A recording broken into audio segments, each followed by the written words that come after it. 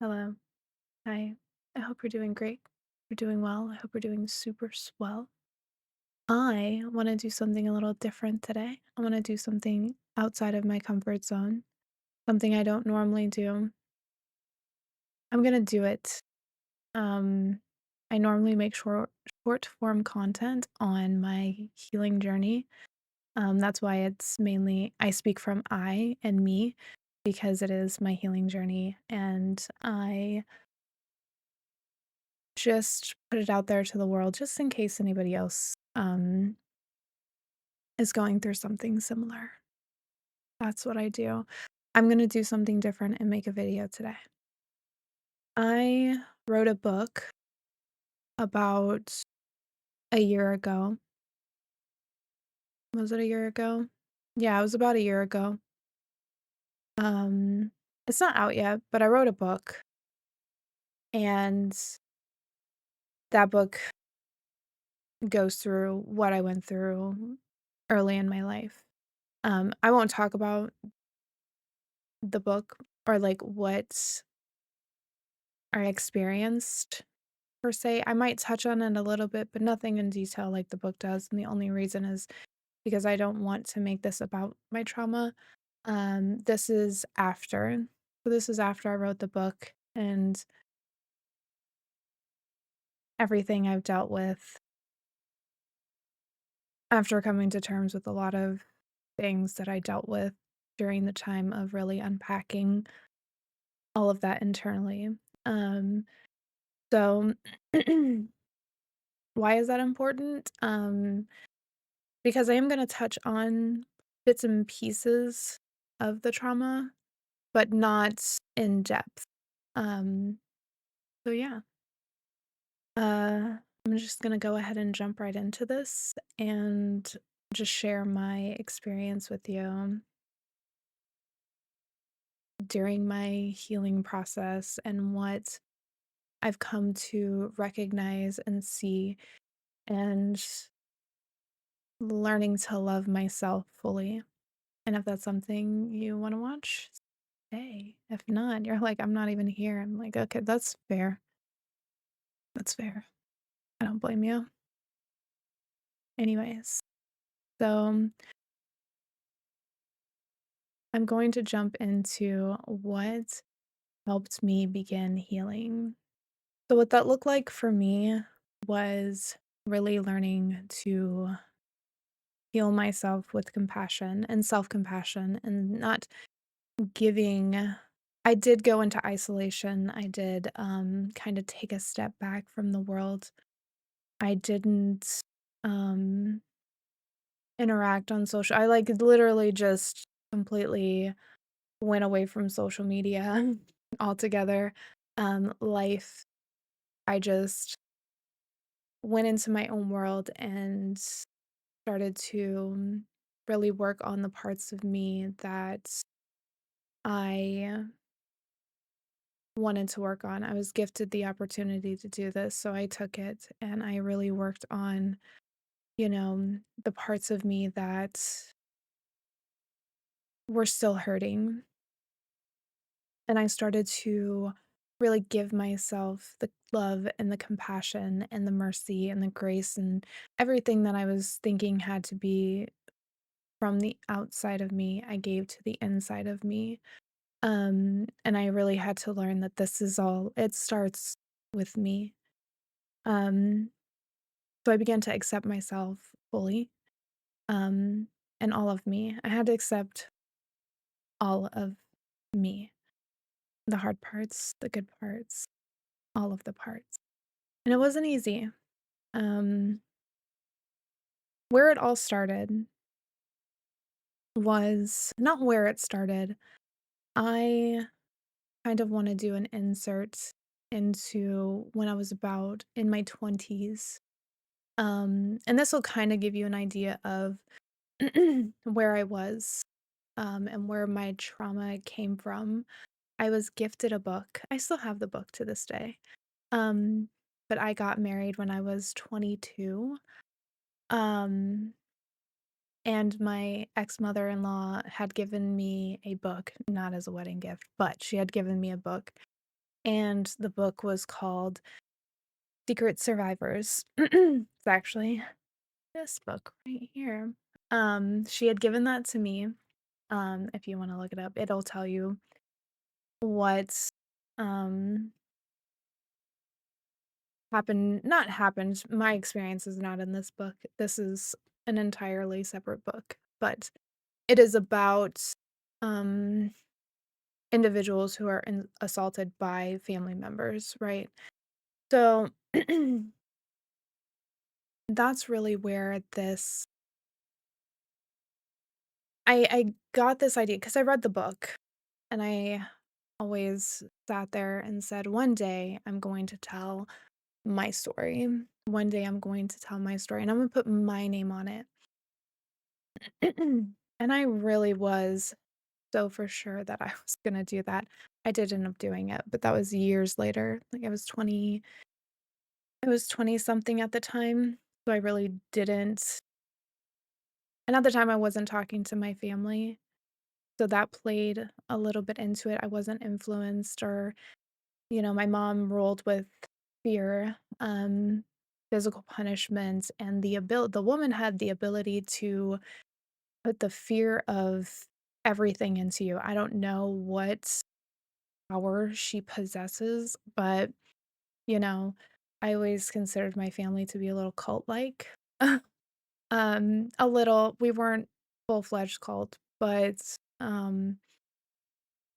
family was everything, and I think a lot of families are also like that, and I think if parents who raised my generation of kids, I think there's a lot of that, physical discipline, fear, ruling with fear, so during that time I wasn't talking to them, so I felt more comfortable and more sure that, "I'm gonna do this. I'm gonna do this." Well, I ended up splitting from,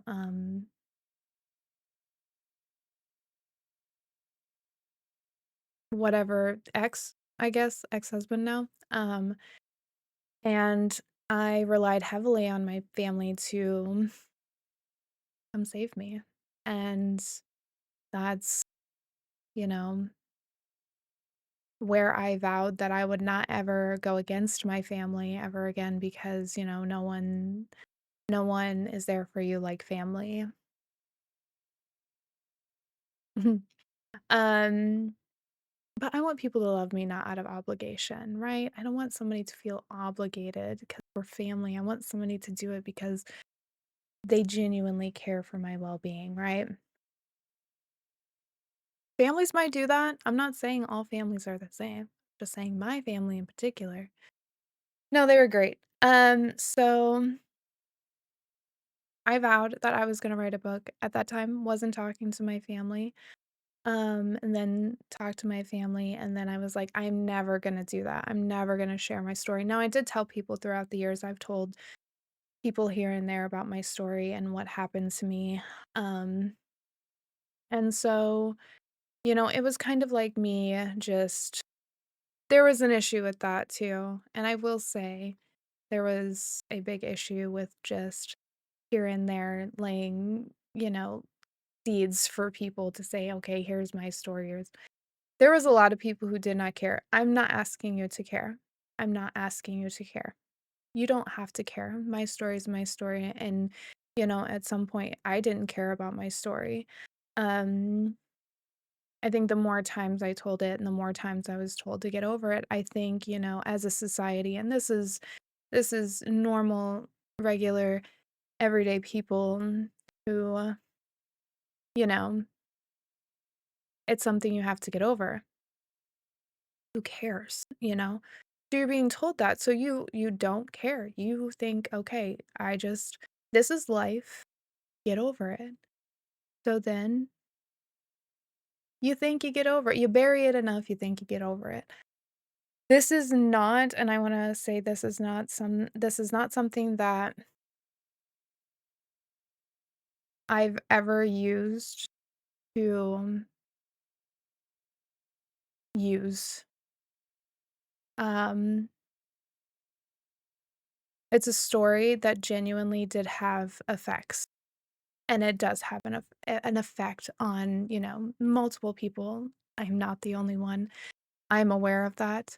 But I think that it is important that, um, we do understand as a society, this does affect people, and I think that's important to note, right? Mm, I think so. From my childhood, this is something that happened years. So it stopped when I was about 14. I'm 37 now. So this is like a large portion of, my belief system right here came from something that happened in my childhood. So how did it really affect my adulthood? Um, Relationships. This is probably one of the funniest things to me is because when I sit there and I used to say, I don't control my story, or my story doesn't control me, I control my story. Now, what I did do was bury my story.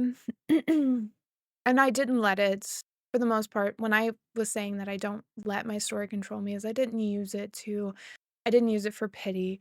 When I told people my story, they were like, "Wow, you sound so nonchalant about it." It's like, I've told it plenty of times at this point. Like, it's something that, it's there and I've been told, "Get over it. It happens." "Oh, that happened to you. Well, this is what happened to me." And it's not it's hit for tat, but it's like you want to open up to people. You want to be vulnerable with people. You want to share something about yourself to people because you want that connection. We as humans naturally want connections. There's nothing wrong with that. Sharing our stories is one of them. I never used it to play victim or need pity or looking for, attention. I live in isolation. That was a choice. I 100% do not want attention, which I always thought was funny about myself because when I did tell people, it'd be like, "Oh, you just want attention." It's like, you literally are wild because if you knew my life, I am literally a hermit. I don't even know what the outdoors looks like. No, I do, that's a lie. I do know what I've had jobs. I've done things, some things, not a lot of things. I'm very uncultured, I would consider myself. Um, Personality is very sour cream. I'm okay with that. There's nothing I could do about it at this point. I mean, no, I mean, I could become more cultured, but, I'm just joking, I'm not sour cream sometimes. But anyways, back to the relationships. It's very heavily into my relationships that I did, um, notice how my story was affecting. There was a lot of things actually. My stories were affecting me. It wasn't until a recent relationship where, I was begging for love, I was begging for attention, I was begging for a sign of life. Like, hello, I am doing everything that I possibly can, I'm doing everything that a good partner does. Because I felt like, and this is mentality, is I felt like in order to gain love, I had to prove I was worthy of love. So I had to go out of my way and ensure that, you know, I was pouring all of myself. I was bleeding. I mean, literally, sometimes, like, I would just try to make something so perfect. And like that was something that I had to internally deal with is it's not like I wasn't really looking for love. I was looking to be accepted finally, for somebody to finally accept me, and love me the way that I wanted to be loved. But I wasn't looking in the right places, which was in my heart, um, and within my own self. So the mentality of, you know, pour yourself out to make others happy. you know, bleed, sweat, cry. That's what they want you to see. I mean, going morning to night, just making sure they were happy and they're just chilling on their phones, just vibing. And it's like, okay, eventually they'll see me. Eventually they'll, know I'm here. Um, but then also that was another mentality is love had to hurt. Love had to hurt in order for it to be real. Love doesn't feel good. That's crazy. Why would anybody think that? Love should hurt. If you're not hurting me, then you're not, and I've not ever been through physical. I got hit once, but I haven't ever been through physical violence cuz for some reason there I draw the line. I will hurt you. That's where I draw the line at, is like, "Look, you can mentally mess me up, but you physically lay your hands on me, we're gonna have a problem, alright?" And it's might not be pretty, but I will definitely walk away. Um, but yeah, that was my relationships were very much, it had to hurt. It couldn't feel good. Um, so relationships was where I saw it. Um Definitely in my emotions, my fears, my doubts, my guilt, my shame. I was felt very guilty for the longest time. It's one of the I can't really say that because I mean, no, I can say I'm just thinking about something, the reason I felt so much guilt. Um,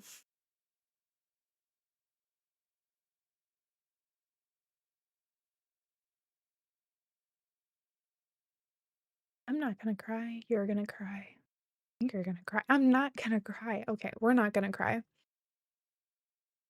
No, I think there was this time where I was abused, and someone that I loved, trusted, blamed me, and there was a lot of guilt I carried around for years.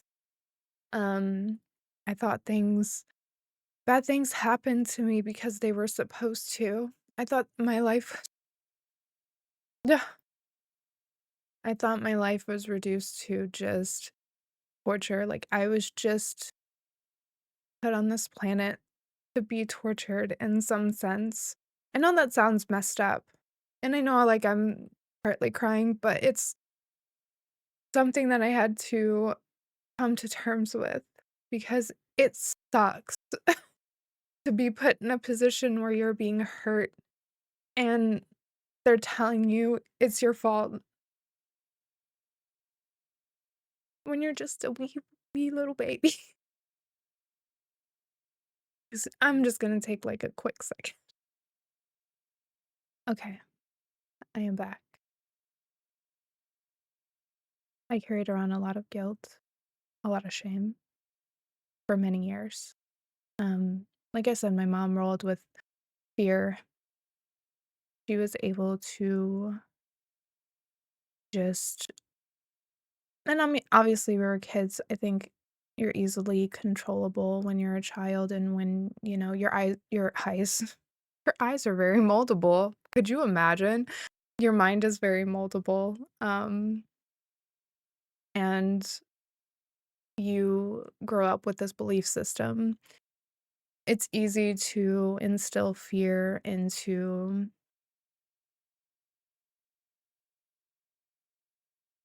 your children, and it's easy to control them. Yeah, I don't really like talking about my mom. I had such love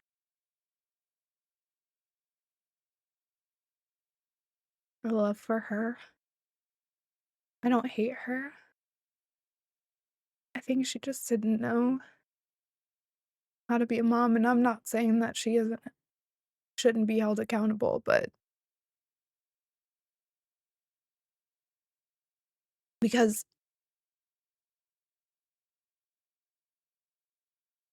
I didn't know. I didn't know how to be a mom, but I never did the things that she did, and I chose healing, and I chose love, and I chose compassion. I chose those things because they didn't ask to be here. They weren't that life isn't a gift to them. I wanted them. They're a gift to me. They're my gifts. They're something I wanted, and I'm so grateful and so happy that they're here, and I get to see them every day and smile. So, no, you don't get excused because you are my mom, and I love you. I love that you gave me life because I get to experience something now. I get to be here in this human form now after I learned a lot about myself. And that was the key, is learning a lot about me and loving myself fully through whatever the F happened. Doozy. I'm telling you, not a doozy. It's fine.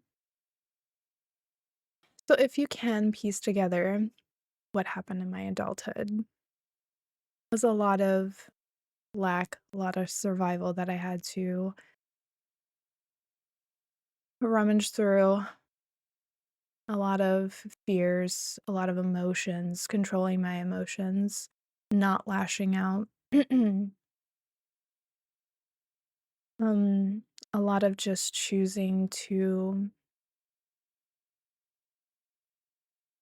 make the right choices.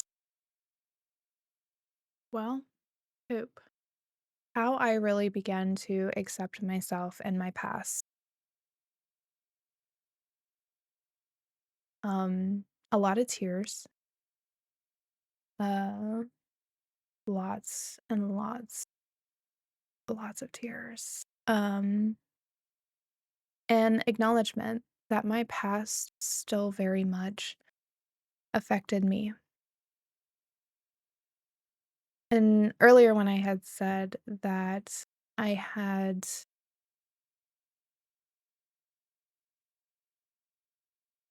I had said that my past doesn't control me, I control it. This is where I was saying, like, it's still very much controlled me. Um, Obviously in the relationships and my choices and my mindset, it was something that I really still it still had its grip on me. It still had its belief system. The belief system was still wrapped around every present thought, every present choice.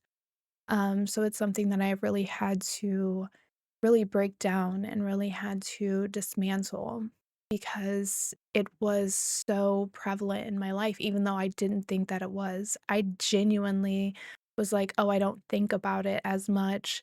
I mean, it triggers me, and there are moments where, I'll cry or get upset, and, I'll sit there and say, man, I really wish I could be that girl who nothing happened to. See, I say things like that, and that's what gets me to start crying. Is like I say things in a place where that those feelings were my life. But I do I always wanted to meet that girl, to know who she grew up to be, where did she go? Um, that nothing ever happened to her. I wish I could, and then I finally said when I hit that road of no longer taking things from people, no longer taking the mental abuse, no longer taking being controlled or being, afraid of stepping out of place because I deserved more. I was worthy of more. I decided that I'm going to be her. Now, obviously, things that happened in my past, but that's my story. That doesn't have to be who I am. So I really decided that I wanted to be that girl. I didn't want to be afraid. I didn't want to be held back by limitations, by survival beliefs, lack beliefs.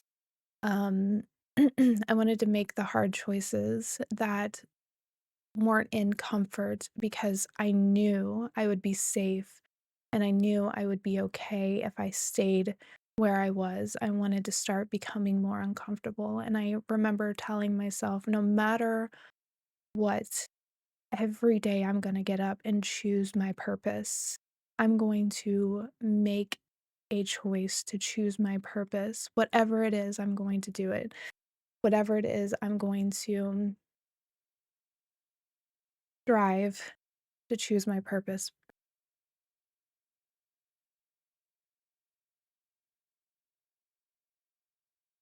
That's a joke. Like, that's not funny. It's funny too. I'll come back to Earth. Only for leisure, alright? Only for leisure. I'm not doing this sucked, okay? I'm not gonna lie to you. This was a doozy. I don't like it. Um, but yeah, I just had to learn to face my past and see that it was still controlling me and decide to dismantle it. I took it down belief by belief by belief by mindset. I dismantled what made me me at that point. And obviously, at first, earlier I said I wrote a book. I did write the book. Um, I wrote a book about what it's not a long book. I'm not trying to sell the book. It's not even out yet. I can't even try to sell it. It's probably got like 2 more months, 2, 3 more months until it comes out. It's I'm very particular on how things look. Is it ever gonna come out? Maybe. I have not ever talked about my book publicly at all. I don't even tell people.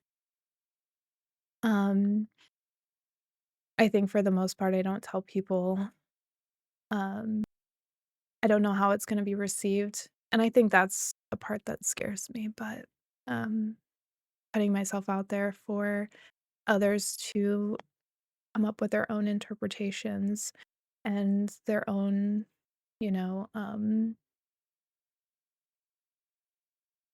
thoughts and opinions of me is always so scary. It's terrifying. Even now, I'm like, "Am I gonna upload this video? Am I? I don't know. She might not. I might not. Um, might not ever come out." And you're like, "I don't care. I won't know anyway." Like, if you actually put it out, then sure, you put it out, but I'm just sitting here talking to myself, and that's mainly my life, chatting with myself. Um, actually do like talking, but in a real way, in a very, helpful way. I used to do it, and I think that's always kind of what helped me is I was always my best friend, my own best friend. That sounds so sad, but but it's so true. I don't even have here's what's so crazy. I don't have friends. Now I used to say I have a best friend. I don't. Mm, I don't. I mean, we've been friends for years, but as far as best friend, I don't know. We don't talk. He's so uninterested in everything that I have going on. I mean, we've been friends for like 17 plus. No, I would say 17, maybe. Mm, How old was I? 18? 37? Not 17. I don't know. I don't math. Okay. There's years where we've been friends for a very long time.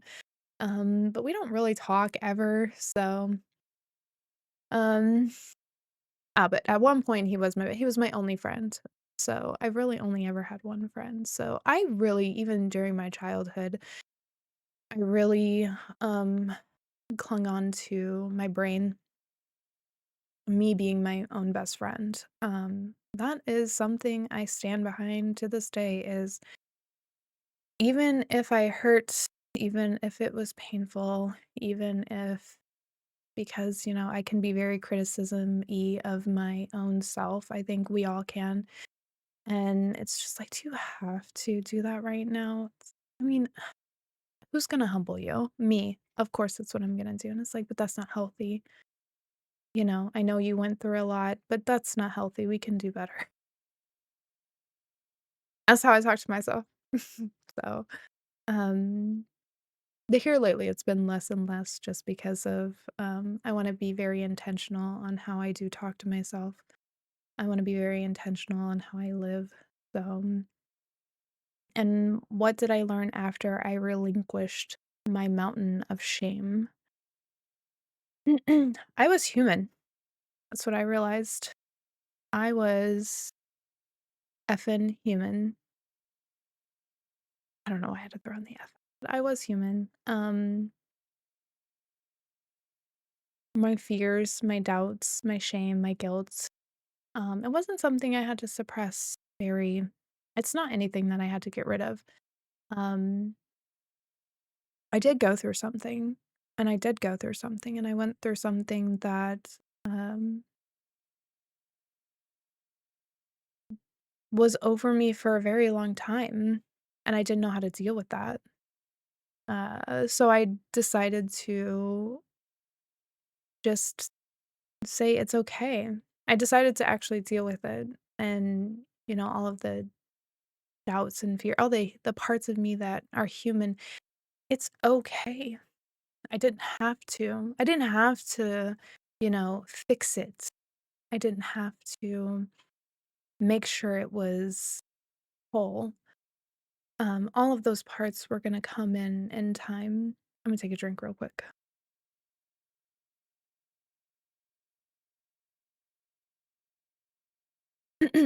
All those parts of me were going to unfold in time. It's just the parts to me that I had really, for so long, allowed to root deep into my brain. I had to really acknowledge them and say, "Yeah, you went through something, and you can't unsee it, and you can't unexperience it, and you have to learn to live with that every day, and that's okay. It's shitty, but it's okay. You're not afraid. You just have fears that people can hurt you because, in that when you go through something, anything that's traumatic, and especially when it's, you know, someone you trust, you start to develop fears that you can't trust anyone. Um, and that's a hard road to navigate. And no one tells you how to do it because it's your own experience. That's why I offer my experience if somebody is going through this. This is something that I did is I just sat with myself and all of the things, all the feelings that I never felt before of um not understanding of where the fear came from, where these thoughts come from, where why do I live like this? Why did this have to happen? Why don't we have protection for children, in a real way, but those fears can control you, and you're allowed to be you're allowed to have fear. Just don't let it control how you want to live. how you want to show up. You're allowed to have doubt, but what does it look like? You're allowed to have shame and guilt and any parts of your human, you're allowed to have those. But how are they controlling how are they can if they are at all controlling you? Might not be. It's just could be me, and that's possible. You are not that special. I could be. You're not. Maybe. We don't. On that note, I had to realize that I was human. I had to realize I am human. I have human thoughts. I have human emotions. I my belief is I'm a spiritual being here having a human experience. My most important journey is my human one. I take care of my human first. If I take care of my human, that's your spirit being spirit is just wanting to experience life as in a physical world, in a physical reality. So it's like, hey, human, I'm human here. Okay. I have to take care of human first. I don't think a lot of people disagree with me, but there might be some. Human journey, very, very important. That is something that you need to be so gentle with, compassionate with. And I genuinely mean that wholeheartedly. Seriously. Exponentially. That, would that even be correct? YOLO.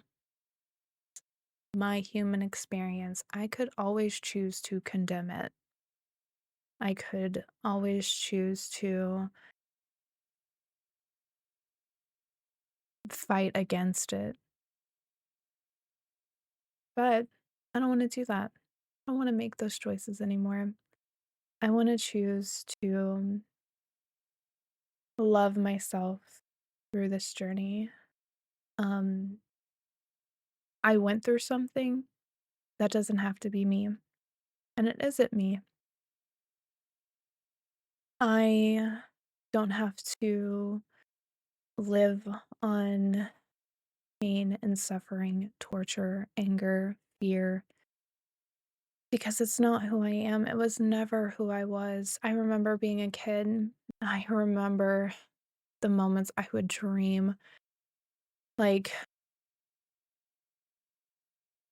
I wanna get out of here. I can't wait until I, like, fly away. I don't know. I had the biggest dreams when I was a kid. I loved writing. Ugh. I remember, my very one of my very first poems that I wrote as a kid. I don't remember the poem, but I just remember one line, and it always sat with me for years. It was like, "And she was gone with one whisper of death's song," and I just, I that's one of my things I loved doing as a kid was writing. I wouldn't say kid, I would say that was definitely in my, like, teenager years, but, it's me, I was a kid. I was always a kid. Child. Um, but it was something that I really held on to was, you know, big dreams. I really just felt like there was more out there. There was more to life than this. There was more to life than, pain and suffering, um, torturous, and obviously when you're in the midst of what you're going through, you don't really think about other things. You're a kid trying to be a kid in a world that wasn't made for a kid. So, how do you deal? Dream, dream big. Um, and here I am. Um, so where I am now is more intentional about my life. I am very intentional about how I live. I choose to live slower.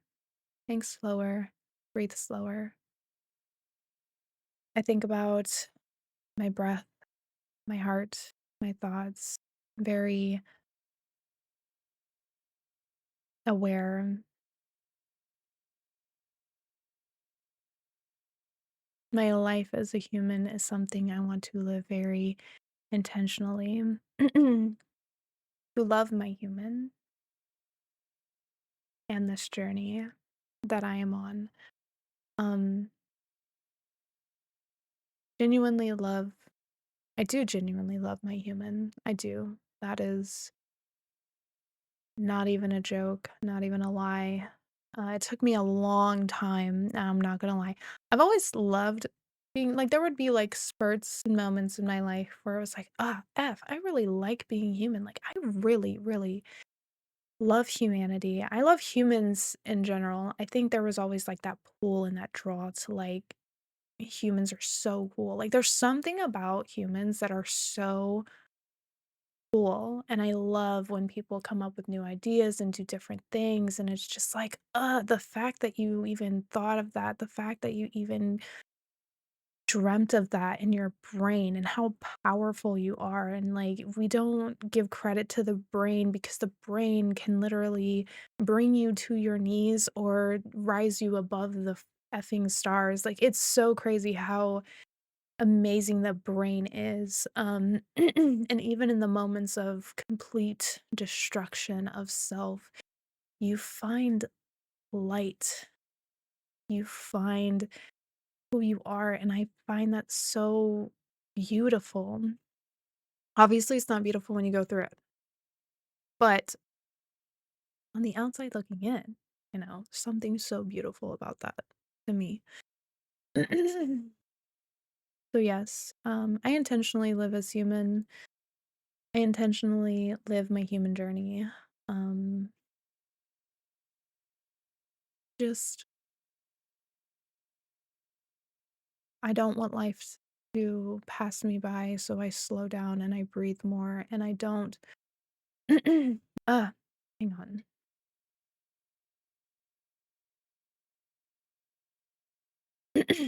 And I don't try to rush anymore. I used to rush. I used to try to hurry it up and get my day over with and move on to the next day. And then, like, finally, I was just like, why? Just walk slowly. Nothing's on fire. Nothing's happening. We're good. I want to be just breathe, right? Be like breath and breathe. What I just want to experience in my life is peace, freedom, and not relying on others in the sense of someone feeling like they can control you. In that sense, I don't mind people helping me. I don't mind those things, but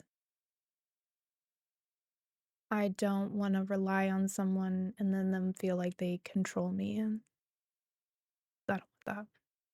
And if anything, I just want to say that my genuine want to help people is strong. Um, and to help them understand that we aren't monsters. Um, we just haven't learned ourselves yet. And that's taking time to understand yourself. I know there was this comment one time, and I mean, it really irked my nerve. And I don't know why, but somebody said that humans were inherently monsters. I don't think that's actually true. I could go into a whole spiel about that, but I won't. I just genuinely think that humans are doing human things and we are my throat is starting to like annoy me. It's throats just doing throat things. You know what? You're not wrong. But I don't think we're inherently monsters. I just think that if we I don't wanna say we, I don't wanna assume that, this is part of your journey because you could totally be in a different part of your journey. But if I take the time to really learn who I am and really understand that I went through something and that shaped what my future was going to look like. And then actually going through it and dismantling all the lies I was shown, then yeah, I 100% um don't think I'm a monster. I think I was gifted something that I didn't want. I mean, sometimes you have to wage an internal war on yourself to show yourself you're worth fighting for. Because you are worth fighting for. You're worth, a lot, especially if you feel like you're not, especially if you've been in a position where you think that um,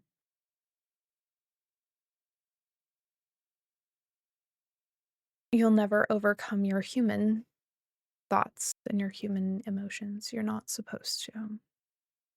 That's a genuine thing to say.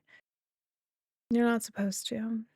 It's something that you live with and you learn to live with and you love it regardless. And I don't mean love in the sense of peace and love and light.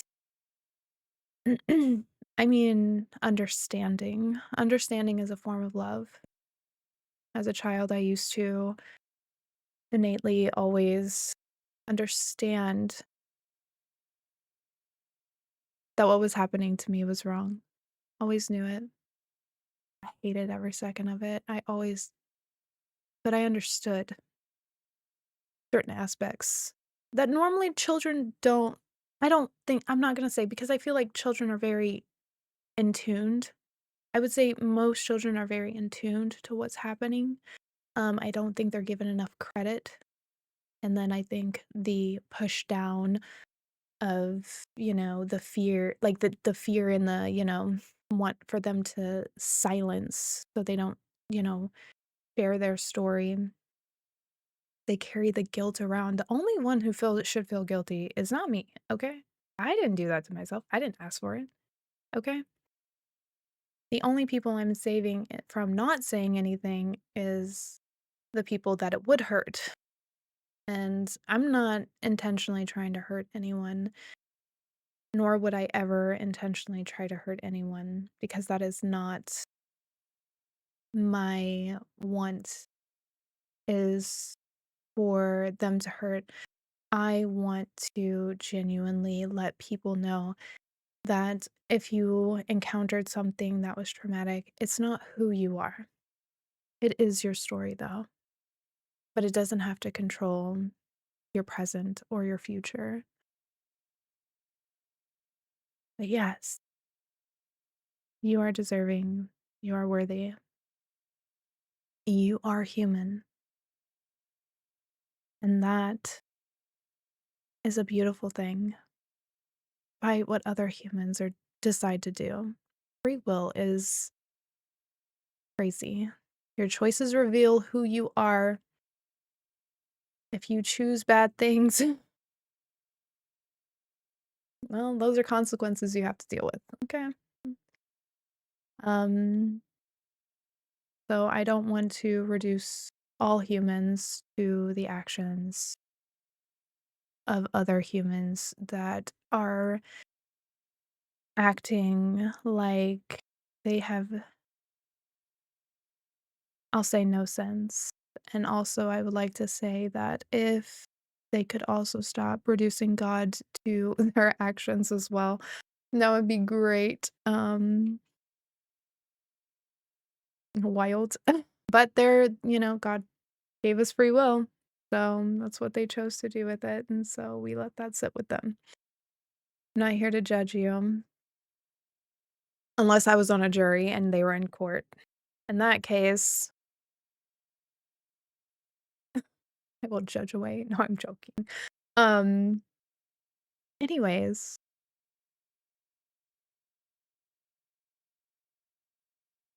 that's all I have for you. That's all I wanted to say. I just wanted to share that. and kind of just get it all out there.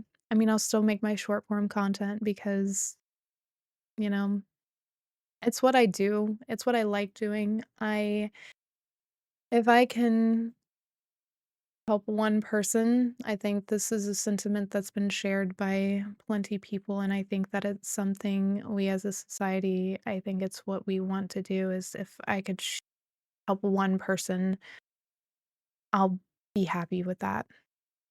Um, but yeah, that's it. That's all I have to say. I want to appreciate anyone who stayed till the end, and I want to say thank you, and I hope you have the greatest rest of your day.